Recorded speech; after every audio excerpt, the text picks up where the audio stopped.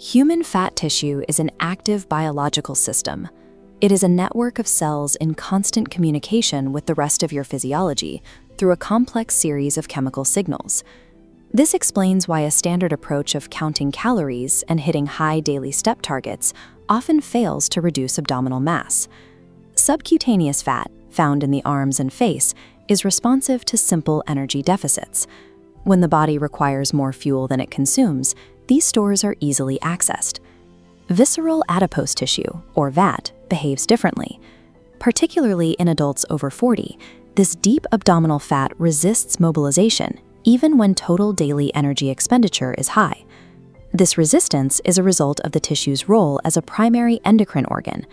It monitors and reacts to systemic hormone levels, making the release of its energy dependent on specific physiological conditions. This process is controlled by endocrine gating.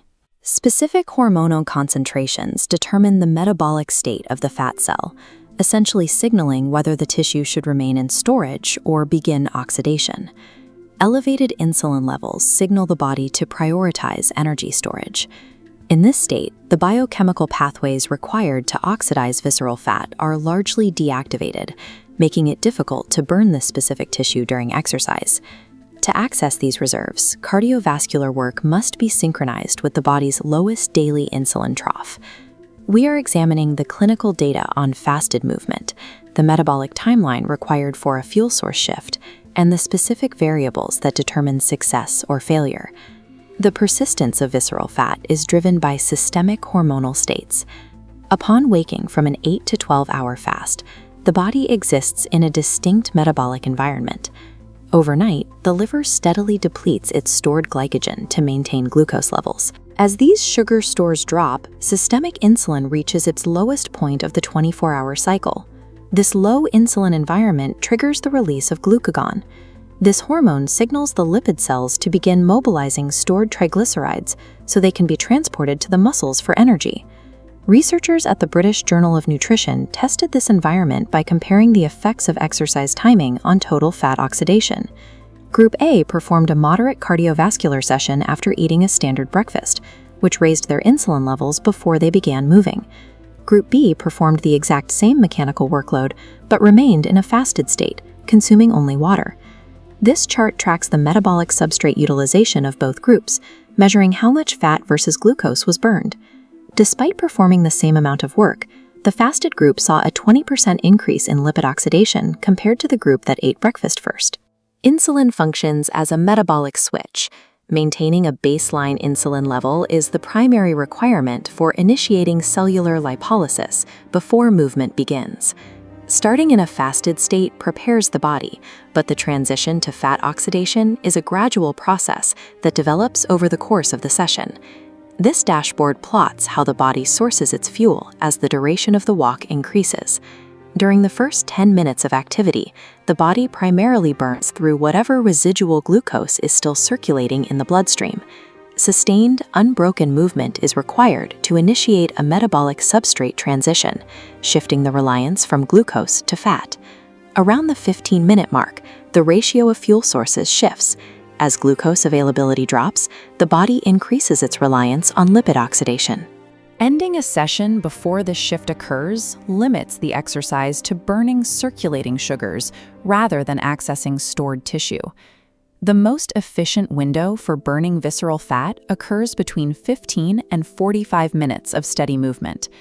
While a 10-minute walk offers cardiovascular benefits, a duration of 30 to 45 minutes is required to maximize the mobilization of deep visceral reserves. While duration matters, the intensity of the walk determines the hormonal response. Increasing the pace beyond a certain point can be counterproductive. This relationship is defined by the cortisol adiposity axis, which is particularly influential in individuals over 40.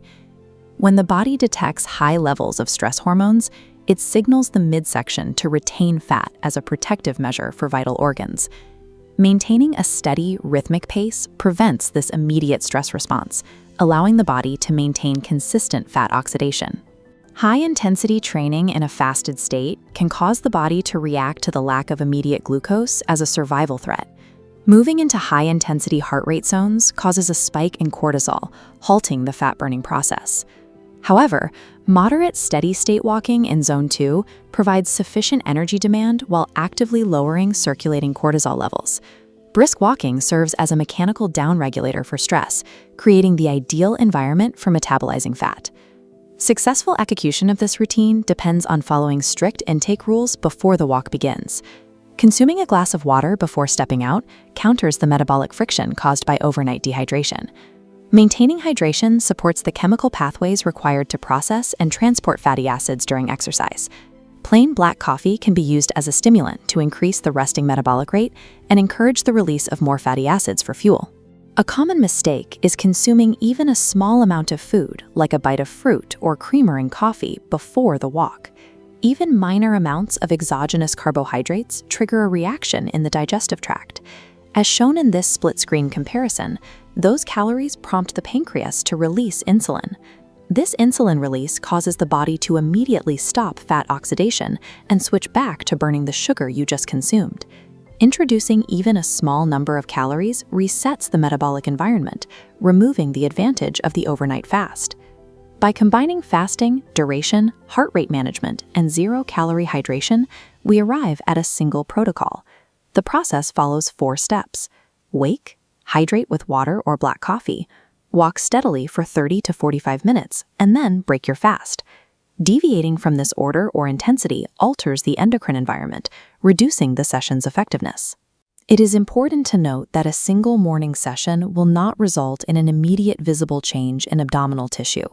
The value of the routine lies in its daily repetition.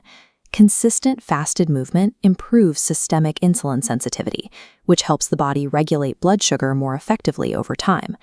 This consistent practice drives a structural adaptation, where the body becomes more efficient at mobilizing and oxidizing its stored lipid reserves. Meaningful physiological change is achieved by aligning physical activity with the body's natural circadian and hormonal rhythms. Synchronizing your effort with your internal endocrinology provides a more direct path to fat mobilization than mechanical exertion alone.